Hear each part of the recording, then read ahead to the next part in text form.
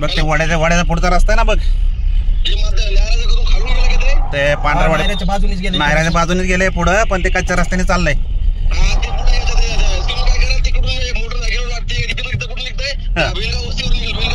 हा तिथे येऊन थांब, फोन चालूच राहू तुझा, आडवा थांब तिथं रस्त्याला त्याच्या. हा थोडी इकडे आली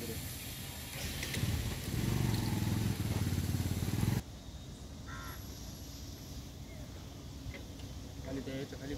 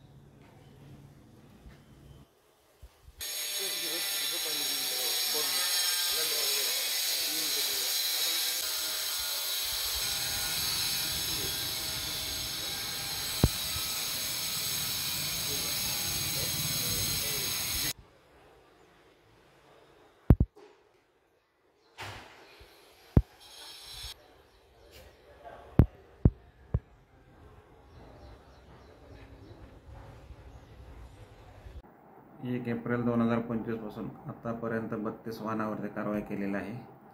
सदर कारवाईमधील वाहनं जप्त असून त्यांच्यावर दंडात्मक कारवाई करण्यात आलेली आहे. काही वाहनधारकांनी त्याचा दंड भरलेला आहे आणि काही वाहनं वगैरे पोलीस स्टेशनला वगैरे जमा आहेत, त्यांच्यावरती गुन्ह्याची कारवाई पोलीस स्टेशनद्वारे करण्यात आलेली आहे. मात्र अनेक ठिकाणी बेफामपणे हे वाहनं चालवताना दिसत आहेत, तुम्ही देखील त्या वाहनांचा पाठलाग करताना दिसताय. अशा मुजोर लोकांवरती कशी कारवाई कराल? अनेक घटनेमध्ये महसूल पथकावरती हल्ला झालेला आहे. अशा हल्ल्याची आपण फौजदारी कारवाई त्यांच्यावरती गुन्हे दाखल करून केलेले आहे. त्यातील आरोपी अटक आहेत.